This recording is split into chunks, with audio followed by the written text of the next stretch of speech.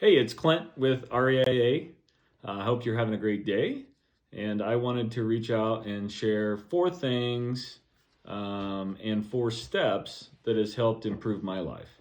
So the four things we're going to talk about is budget ratios. So everybody talks about budget. Hey, you need to budget a little bit more, you need to budget less, or whatever. I'm going to try to give you some ratios that have helped me. Also, some ratios that help you control spending and know where to put the spending as far as within your budget. And then paying down debt. And then lastly, start building growth towards financial control. So that's kind of what I wanted to talk about. And then I got four steps that help me.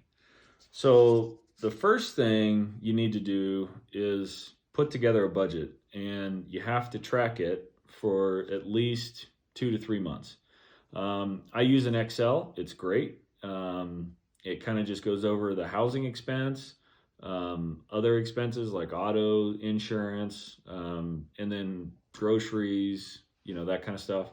And then you have your, want spends, which are vacations, buying, stuff online, which is a big thing nowadays. So very first thing you have to do is do an Excel. I have a template. I'm happy to share it with you. If you want to reach out to us, we can send that to you.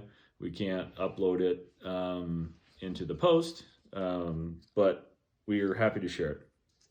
So second thing on ratios. So the way I see it is 50% of your net income. So that's take-home income. That's not your gross. 50% of your net income should go to your basic needs. And that's going to be your mortgage, your rent, eating at home, so groceries, internet nowadays, vehicle as in like a Toyota, a basic vehicle. And I'll show you later on, if you're wanting to buy nicer vehicles, you need to have a percentage of that in your want category. So anyways, that's kind of the basic stuff that you have to you have to spend in order to live. So if you pay for healthcare, you got to pay taxes, all that stuff comes out before your net income if you work for a larger company. And then for me, you definitely want to, one of the biggest things that you need to do is you need to put 10% of your net income, and you need to give it to charities. You need to give it to charities. You need to help people that that need help. You need to give back. You need to invest into your community instead of just talking about it. Everybody nowadays has an opinion on everything, and they think they're, super, they're great and everything they have to say is great, but they're not investing in their community. They're just talking about what the government should do. So take 10%, spend it on some sort of charity that you love and that you're passionate about, because there's plenty of people that need your help. And then 20% of your net income should go towards vacations, going out to eat at nicer restaurants. Let me see here, some, streaming. I got Hulu, Netflix, all that kind of stuff that's not basic. You still need to have it, but just keep it within 20%. That helps you, and that would go for, nicer clothes and handbags and, all that kind of stuff. So there's still part of it in there, and it's still part of your budget, but just minimize that portion and make sure that that's not getting to be too big of a deal. And then lastly, 20% needs to go to some sort of savings. Now, there's a little bit of a step-by-step process here, because before you start saving money, you need to pay off high interest debt. So first thing you do, get 6-month housing and basic necessity reserves. Put that in your savings account. Very, very first thing. Second thing, pay off high interest debt. Credit cards, personal loans, anything that's a revolving line of credit. So car loan is an installment. So every month you make the same payment, the same portion goes to interest, the same portion goes to principal. That's installment loans, not what we're talking about here. What we're talking about is credit cards and home equity line of credit, that kind of stuff. And then thirdly, after you get the reserves and after you get that high interest debt paid down, then thirdly, you need to start investing.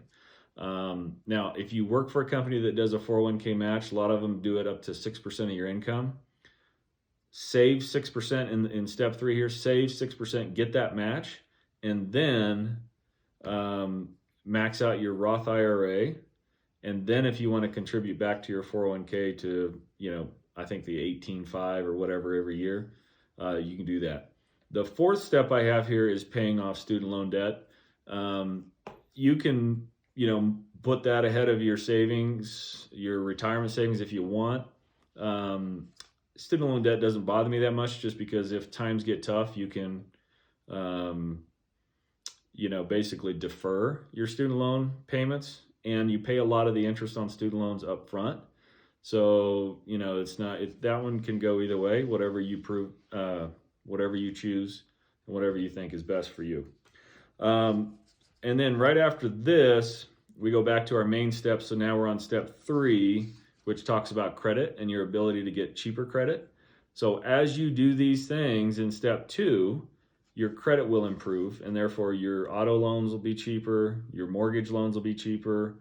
A lot of great things start happening when you get your credit scores above 740, 760. Big thing you want to do is on credit cards, not use more or have a balance of more than 25%. That will help your credit scores the most in the short term. And on credit, I'm just going to say, I'm not, this is not something that I'm just talking about. When I was in my 20s, I made some riskier, leveraged decisions that made me go through the process of rebuilding credit, and it is not a fun thing. You need to be careful and take care of your credit. So again, reach out if you have any questions or details. And then step 4, obviously when you start saving, and we talked about that a little bit on the 401k, you start saving, you can then start taking control and feeling control. So I got some really good advice from a great friend once, and he said, what you want to do is become bulletproof in your financial life. And so for me, I've went through these steps. I have a lot of things paid off. I'm still working on some, so I'm not there yet. I'm just working on it, just like everybody else. But it has helped me improve my life and helped me improve my ability to enjoy life and not pay the creditors a bunch of money and kind of take control of finances. So now we can, on the real estate side, I've known people to be really maxed out with their house. The market's super high right now. Some people could actually sell their house and pay off all their debt and hit a huge reset button. And if your debt is stressing you out, maybe that's a good thing for you to do. We'd have to talk about your situation a little bit more, but something to think about. And then if you have a ton of equity, not that much debt, you can use some equity to pay off debt and save the interest on that higher interest credit card debt. So hopefully this information has been helpful to you. It's something that I've kind of developed over the years to help myself, and it has worked. And so I'm happy to talk in more detail with you. But anyways, hope you have a great day, and let us know if you have any questions. Thanks.